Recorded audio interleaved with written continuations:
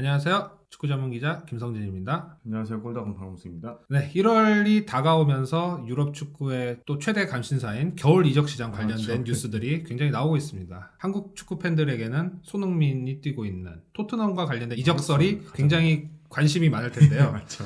그래서 저희가 토트넘과 관련된 이적설 종합해서 3부작으로 준비를 했습니다. 그래서 첫 번째는 월드컵에서 이번에 카타르 월드컵에서 한국과 상대했던 가나의 공격수 쿠두스 선수의 토트넘 이적설에 대해서 한번 정밀하게 분석을 해보도록 하겠습니다. 일단은 저희가 그에 앞서가지고 지금 현재 토트넘의 상황을 한번 그냥 트랜스퍼 마르크라는 곳에서 한번 인용해봤는데요. 물론 제가 표시한 부분에 무안이라는 선수는 뭐 그 프랑스 대표팀 이번에 월드컵에 나왔던 공격수긴 해도 보시면 미드필더에 대한 필요성이 되게 커요. 제가 이전에 영상에서도 맥케니 한번 얘기했던 적이 있고 오늘은 쿠두스 다를 거고 뭐 소피앙 암라바트 같은 선수 같은 경우도 뭐 세리에선 굵직하긴 했는데 사실 이 선수가 그렇게 인지도가 있던 건 아닌데 이번에 모로코 대표팀이 월드컵 준결승에 진출하면서 더욱더 주가 상승한 케이스인데 보시면 아시겠지만 뭐 물론 골키퍼는 이건 어쩔 수가 없는 게 요리스 선수가 나이가 좀 있으니까 그렇죠. 대체 후보로서 거론되고 있는 거고 미드필더진에 대해서 좀 주목할 필요가 있지 않을까라는 생각이 들더라고요. 그 중에서 일단 쿠두스 선수에 대한 관심이 네. 굉장히 높아지고 있다. 그렇죠. 네. 또 익숙한 선수니까 또 괜히 또 반갑더라고요. 근데 사실 반가우면 안 되는데 그렇죠.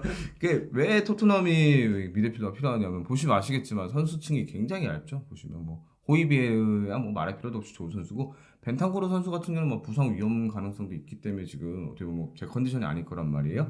비수마 선수 같은 경우는 뭐 브라이튼에서는 좀 잘했을지 몰라도 토트넘 이적 후에는 아직 팀에 확실하게 녹아들었다고 대답할 수는 없고 스키 선수 같은 경우도 뭐 지난 시즌 뭐 콘테의 황태자라는 얘기를 들었지만 이 선수도 어쨌든 시즌 아웃 후에 뭐 수술까지 받는 등 그렇죠. 몸 상태가 100% 좋다고 볼 수 없고요. 파페 사르 같은 경우는 뭐 저는 이 선수는 계속 만년 유망주랑 꼬리표가 달라붙지 않을까라는 생각이 들고 있어요. 보시면 결국은 제대로 내세울 수 있는 미드필더는 호이비엘 한 명이네요.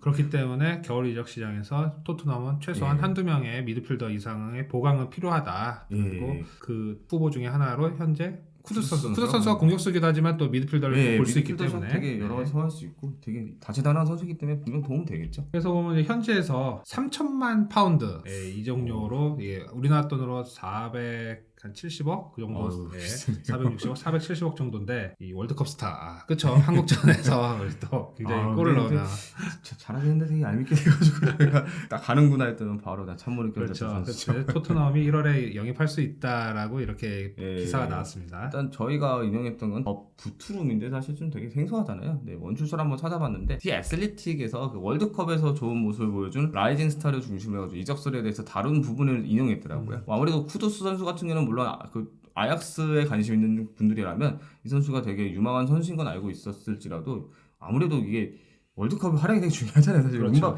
음바페 같은 경우도 워낙 대스타긴 해도 이번에 월드컵에서 또 했으니까 또 대중적인 인지도가 맞습니다. 더 커진 것처럼 이 선수도 마찬가지죠. 특히 우리 대표팀에 되게 어쨌든 뭐 결과는 좋았지만 어쨌든 상처를 안겼던 선수이기 때문에 우리 축구 팬들 사이에서도 충분히 화제가 되고 있는 선수인데요. 일단 이적설 한번 살펴보면 그 디에스틸틱 인용한 보도에 따르면 월드컵 스타 쿠두스가 1월에 아약스를 떠나고 싶어 한다는 얘기가 나왔어요. 그리고 그에 대한 행선지 중 하나가 바로 토트넘 헛스퍼다라고 보도가 되었는데요. 여기서는 뭐 공격력 강화라고 나와 있긴 한데 아무래도 그 쿠두스 선수가 물론 공격수로도 활약 가능하지만 공격형 미드필더로서 되게 팀의 단순하게 득점으로서가 아니라 공격력을 강화할 수 있는 카드로 활용될 수 있다는 가능성이 전해졌어요. 그 원문 출전은 사실 뭐 디 애슬레틱인데 뭐 애슬레틱에서는 이거 이후에도 그렇죠. 그 쿠두스 선수에 관련된 기사가 좀 여러 개 나왔는데 그 중에서도 뭐 애슬레틱이 또 네덜란드 언론에 인용했는데 사실 이적설이라는 게 이게 좀 복잡하잖아요. 그렇죠. 그리고 또 뭐 서로 언론 보도를 서로 인용하고 네, 또 그렇죠. 인용해서 확산하면서 이게 좀 네, 무슨 살이 붙고 또 다리 붙고 뭐 이렇게 이제 커지고 부풀러지고 네. 하는데 보도대로라면 뭐 네덜란드 네. 언론 아무래도 이 선수가 아약스 선수니까 뭐 네덜란드 언론 쪽에서도 얘기 나오는데 뭐 앞서 저희가 토트넘 얘기하겠는데 뭐 머지사이드 이런 얘기하면서 뭐 에버턴 얘기도 나왔다가 뭐 리버풀 얘기도 나왔다가 되게 행선지가 워낙 다양하게 나오고 있는데 그냥 쉽게 말씀드리면은 이 선수가 아무래도 월드컵을 통해서 라이징 스타가 됐으니까 여러 행선지 후보 중 하나가 토트넘이다라고 보시면 될 것 같아요. 그렇죠. 네, 뭐 당연히 월드컵에서 골을 넣고 좋은 그렇죠. 활약을 했기 때문에 빅리그 이런 큰 시장에서 당연히 이 선수에 대한 관심을 가질 수밖에 당연히 가질 수밖에 없고요. 없죠. 당연히 네. 스카우트를 이제 파견해서 이제 관찰을 시작을 할 겁니다. 예, 물론 뭐 토트넘과는 상관없는데 아르헨티나의 그 엔조 페르난데스 선수 같은 경우는 이적 한 6개월밖에 안 됐는데 몸값이 뭐 8배 와서 또 딴 데 간다는 얘기도 있을 정도로 월드컵 무대가 그만큼 되게 크지 않을까 생각 드는데요. 일단 이 선수가 어떤 선수인지 좀 알면 좋으니까 좀 준비했는데 키는 175cm고 왼발을 좀 자주 쓰긴 하는데 뭐 왼발만 마냥 쓰는 거 아니고 오른발도 때에 따라서 쓰더라고요. 근데 주목할 점 중 하나가 이 선수가 공격전인 건 맞는데 있는데 미드필더 지역도 소화 가능하기 때문에 되게 어떻게 보면 팔방미인 유형이 아닐까 싶고요. 무엇보다 어려요. 22살이니까 앞으로도 계속 쭉 쓸 수 있는 유형이어서 토트넘 입장에서는 분명 되게 구미가 당기지 않을까 싶더라고요. 나이 놓고 생각을 하고 기량이 계속 올라간다고 가정을 한다면은 이번에 영입을 하면은 최소한 4, 5년 이상은 확실한 쓸수 공격 있죠. 자원, 네. 팀의 중요한 자원으로 활용할 수가 근데 있겠네요. 뭐 제가 뒷부분에 얘기는 따로 하겠지만 치명적인 단점이 있더라고요. 이 선수가 유리몸이에요. 그래서 사실 월드컵 때도 물론 가나 아무래도 우리가 상대하니까 많이 가나에 대한 얘기가 그렇죠. 많았을 거 아니에요. 그중 경기 대상 중 하나였는데 사실 좀 몸이 좀 워낙 좀 내구성이 안 좋아서 못 나오지 않을까 싶었더니만 나와가지고 골 넣어가지고 좀 아쉽더라고요. 근데 말 나왔으니까 한번 볼게요. 뭐 일단은 월드컵에서 굉장히 인상적인 활약을 했어요. 쿠두스가 한국 입장에서 굉장히 뼈아팠던 지금 상황이었죠. 이 네. 가나가 2대 0으로 앞서 나간 그 골을 그렇죠. 넣는 상황이었죠. 네, 아이유가 올려준 크로스를 이 선수가 헤더 슈팅으로 마무리하면서 2대 0을 만들었죠. 선제 득점은 살리스였고요. 네. 이게 제일 솔직히 저는 이거 영상을 같이 하면서도 물론 우리나라가 결국 어쨌든 16강 올라가고 뭐 브라질에 패하긴 했어도 어쨌든 벤토가 나름 유종의 미를 거뒀으니까 다행이지 그거 아니었으면 이거 볼 때마다 되게 마음이 그러니까 아팠어요. 굉장히 이 상황 2대2 혹은 네. 한국의 3대2 승리도 가능했던 그쵸. 상황이었는데 이게 그 크로스된 게 흘렸어요. 흘려지면서 네. 쿠두스 선수에게 연결이 됐고 쿠두스 선수는 수비가 없는 완전히 그냥 프리해진 상태에서 골대 구석으로 침착하게 잘 차넣었어요. 상대 팀이지만 지금 위치 선정이 좋은 거죠. 뭐 네. 우리 입장에서도 아무래도 쿠두 선수만 모두 막을 수가 없는데 또 가운데는 막아줘야 되기 때문에 김진수 선수가 있는 것 그렇죠. 같긴 한데 워낙 또 위치 선정도 좋고 또 센스가 있는 선수니까 결국은 이렇게 넣었죠. 네, 굉장히 침착하게 잘 차넣어서 이것이 가나의 3대2 승리의 결정이 되는 결승골이 되었죠. 예, 그렇죠. 이 선수가 아까도 말씀드렸지만 왼발을 잘 쓰기 때문에 되게 침착해요. 보면 나이도 어리긴 해도 어쨌든 아약스 내에서도 되게 팀을 대표하는 기대주 중 한 명이니까. 그럼 일단 뭐 월드컵이야 사실 뭐 이 영상 보신 분들 대다수는 우리나라의 경기를 봤기 때문에 그렇죠. 쿠두스가 누군지 정도는 다 알 거예요. 그럼 일단 그럼요. 아약스에서 얘기를 한번 안 해볼 수가 없죠. 아약스에서는 올 시즌 뭐 많이 넣었다고는 할 수는 없어도 어쨌든 리그에서는 5골 넣었고 챔피언스 리그에서도 그렇게 적지 않은 골을 넣었더라고요. 보니까요.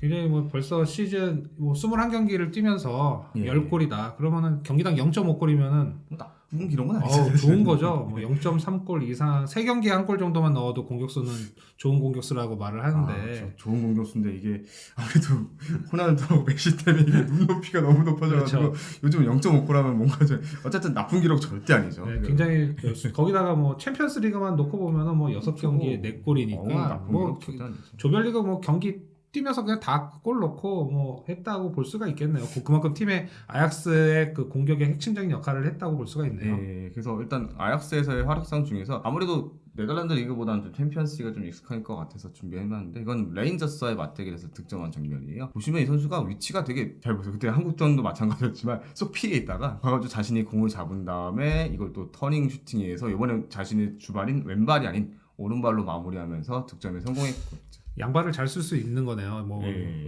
손흥민 선수가 오른발잡이냐면 왼발을 잘 쓰는 것처럼 그쵸, 그쵸. 뭐 쿠두스 선수도 사실 저 상황에서 왼발만 잘 쓰는 선수라면 한번 접고 왼발로 때려야 되지만 뺏겼겠죠. 네. 하지만 오른발을 쓴다는 거는 굉장히 선수 입장에서는 굉장히 장점이죠. 그게. 장점이 될 수 있지 않을까 싶고요. 다음은 그 나폴리전인데 물론 이 경기는 나폴리가 대승을 거두긴 했는데 이정우의 선수 되게 운이 좋게 넣었어요. 근데 저기 보시면 하얀색 붕대 감은 선수는 김민재 선수입니다. 참고로 베르바인이죠. 토트넘에서 옛날에 손흥민 선수의 옛 동료로 유명했던 선수가 찔러준 패스가 또 받아서 아약스 선수가 때렸는데 위치를 잘 보셔야 되는 게 여기서 있다가 맞고 들어가요. 그러니까 직접적으로 골을 내는 건 아닌데 운도 좋죠.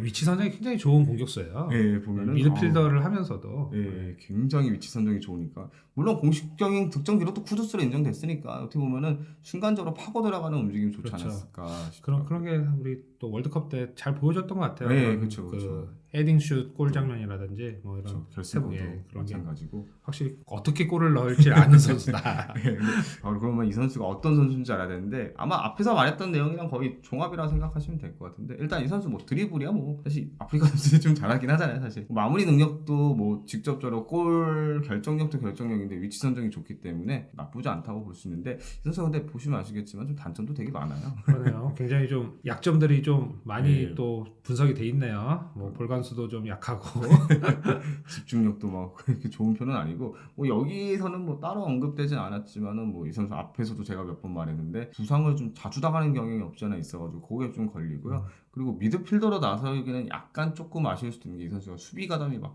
엄청 활발한 또 유형은 또 아니어가지고 아무래도 이 선수가 미드필더 지역에 있으면 두 명의 수비형 미드필더라든가 수비적인 움직임을 가진 선수들이 모아줘야지 좀 재능을 발휘할 수 있는 유형이기도 해요. 그렇다면 토트넘 입장에서는 이 선수를 영입하더라도 좀 기용할 때 애매할 수 있겠어요. 이 선수를 받쳐줘야 본인이 제일 또 잘할 수 있는 플레이가 있는데 맞습니다. 본인을 받쳐줄 수 있는 선수가 없다면은 자신이 갖고 있는 능력을 발휘하지 못할 수도 있다. 네. 이렇게 볼 수도 있겠네요. 플랜 A보다는 네. 플랜 B로 활용해야 되는데 플랜 B로 활용하기에는 아무래도 그 브라질 대표팀 주전 공격수인 히샬리송도 정말로 토트넘에서 로테이션 자원이 많고 게 약간 선수 좀 애매하긴 하죠 사실. 그리고 보시면 아시겠죠, 히트맵도 보시면은 뭐 뛰긴 많이 뛰어요. 네. 굉장히 전방위적으로 뛰네요. 전방위적으로 네. 뛰는 스타일이긴 해도 막 근데 엄청나게 밸런스가 좋은 그 포지션 자체가 그러니까 그런 면은 없지 않아 있고요. 그렇다면 토트넘에 만약에 온다면은 진짜 예. 현재 포메이션을 놓고 볼 때 어느 위치에서 뛰게 될까요? 저희가 일단은 뭐 임시로 쓴 거여서 이건 언제까지나 참고용이고 이 선수가 오게 되면은 아무래도 좀 공격적인 성향이 좀 있으니까 호이비에르 뭐 벤탄쿠르와 호흡을 맞춰도 일단 위치는 저기다 두긴 했는데 저건 참고용이고요. 보시면 토트넘이 기본적으로 3톱을 쓰기 때문에 조금 애매하긴 해요.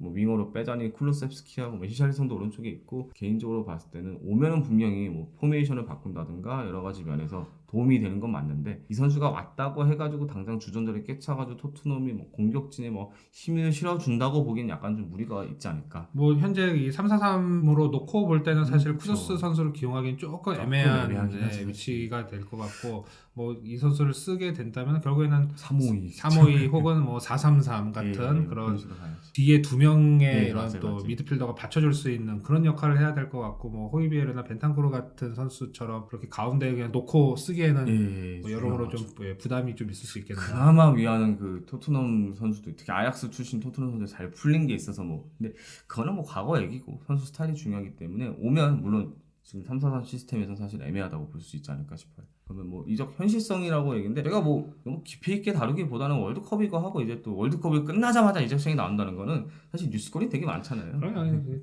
토트넘 입장에서도 얘 좋다 한번 지켜보자 이런 생각일 거예요. 네, 아마 그럴 월드컵에서 확인이 됐기 때문에 또 아약스에서 또 토트넘과 또 이게 그렇죠. 거래가 좀 뭐 많았죠 사실은. 과거부터 이런 뭐 예. 거래 관계도 있었고 또뭐 아약스 입장에서도 적절하게 이 정도만 오면은 바로바로 예. 또 보내주니까 또 잘 사잖아요. 네.